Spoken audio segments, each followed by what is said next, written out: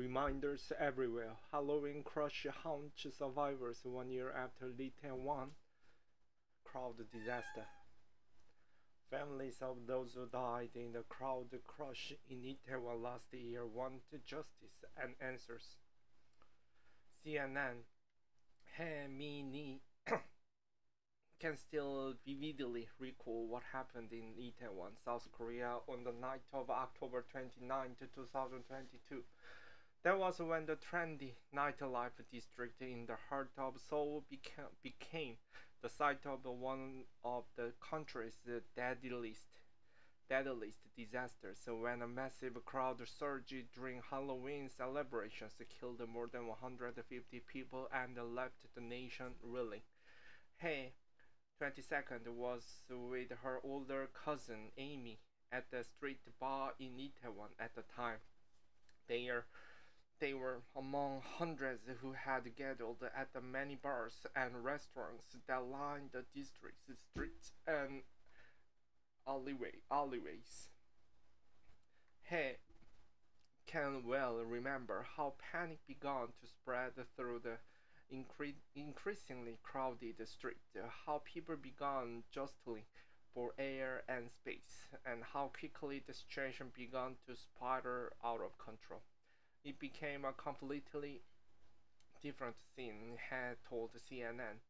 He were kicking and screaming as she tried to break away and escape, and she fell to the floor. I actually thought there had been a killer in the crowd, she said. From where she lay on the ground, she could see other revelers, many in Halloween costumes, and many already dead. Time might have passed, but I can't forget what happened on Halloween, she said. I still have nightmares of it almost every day. By the end of the night, 159 people would be dead, many of them young Koreans in their 20s and 30s, had suffered a broken ankle and severe bruisings from being badly trampled on, and was in hospital for weeks. She also suffered painful migraines for days. The crowd crush on Halloween kills more than 150 people. Shoes of victims laid out for identification by families, which were retrieved by police from the scene. Halloween is widely celebrated in the US every year on October 31st, its origins dating back centuries. In Asia, however, it is largely considered a Western holiday, one celebrated by expats, and has only recently increased in popularity among more locals. Halloween festivities have become more common in most major cities like Tokyo, Taipei, Hong Kong, Shanghai, and Singapore. But rather than young children going trick or treating, the occasion is more than a chance for young adults to dress up in costume and go partying. Whether the disaster in Itaewon last year will put a dent in this growing popularity is yet to be seen. However, various nightlife districts throughout Asia are stepping up precautions aimed at preventing a similar tragedy from occurring. South Korean officials said they have increased the crowd control measures, security protocols, and site inspections in at least 14 public areas across the Seoul where they anticipate large crowds will gather for Halloween. In Japan, authorities are encouraging young people to avoid the popular areas in the nightlife district of Shibuya, which has become a popular gathering spot on Halloween night. We are extremely concerned that there could be a repeat of Halloween tragedy, said Shibuya Mayor Ken Hasebe. Until last year, we have asked people to behave themselves at Halloween, but this year we are being bolder by saying to people, please don't come. Drinking in the streets will be banned between 6 p.m. and 5 a.m. on Halloween, as well as the days leading up to it. Hasebe said, adding that liquor stores in the vicinity have been asked not to sell alcohol. Stricter security would also be stepped up, with more police and security guards being deployed to control crowds.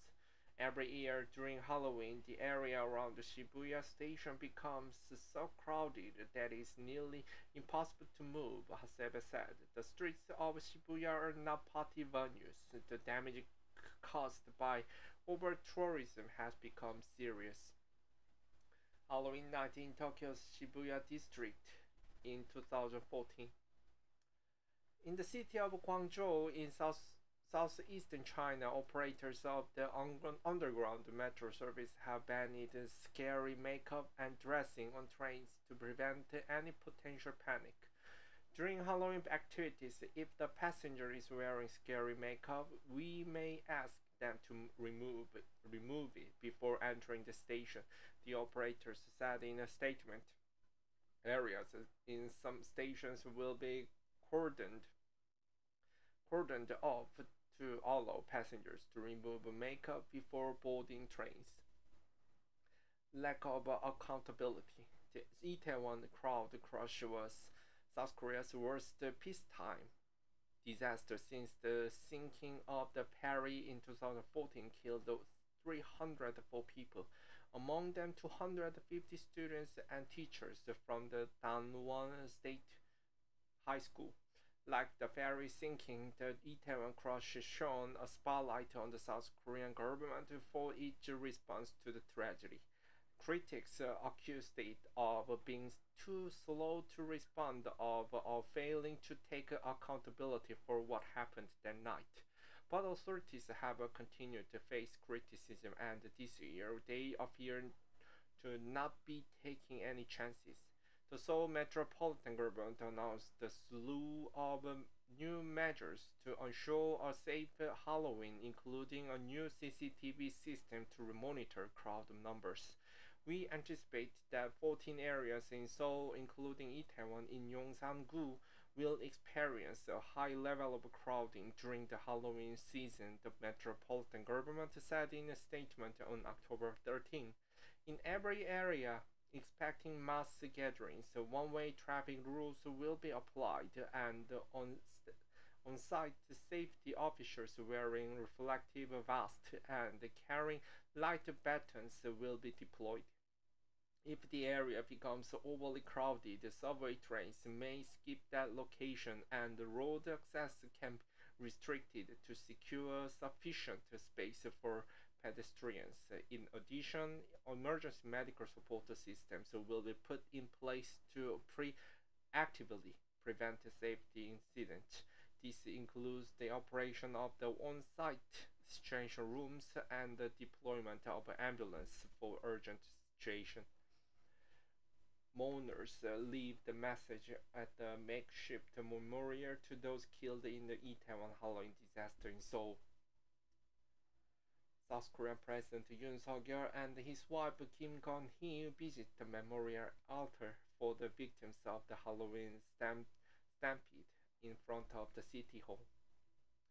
For survivors, reminders everywhere. Today, Itaewon shows a few overt signs of the horrors that took place, save for the few makeshift memorials, such as walls of post-it notes paying tribute to those who died there. Locals and tourists alike have since returned to its bars and restaurants, driven in part by government intensive aimed at reviving the area. But to survivors and their bereaved families, there are painful memories everywhere. One survivor, who wanted to be known only by her last name Lee, told CNN that she had not been back to Itaewon since the tragedy and had been trying to block out all reminders of Halloween. This Halloween is going to be a hard time, not just for me, but for a lot of people, she said.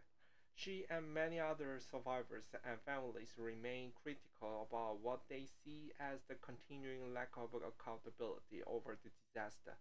Kim Hyo-kyung, those whose daughter died in the crash, read the message for President Yoon Suk-yeol during the press conference on October 18, saying that the believed were still waiting for the sincere apology.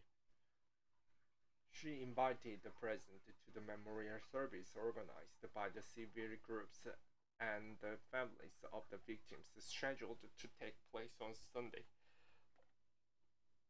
On his Facebook, a week later, the Interior and Safety Minister Lee Sang-min expressed his deepest condolences to those who were sacrificed in the October 29th disaster a year ago and prayed that they may rest in peace. Extending his deepest sympathy to the families, he said that as the minister in charge of disaster and safety, I feel sorry for failing to protect the precious lives of the people and feel the infinite sense of responsibility. He added, the way to ensure that the unfortunate sacrifice of the deceased are not in vain is to make sure that such an incident does not happen again. Even so, Lee and many others say they doubt whether the lessons of that awful night have truly been learned. Lee is certain of one thing, however, that she is never going back to the area again. For me, Halloween and the Itaewon tragedy are inextricably linked, she said. It's impossible to see reminders everywhere and not think about the death of friends that night. A group of friends reunite at the Itaewon disaster site. CNN's Ga Won-bae contributed reporting from Seoul.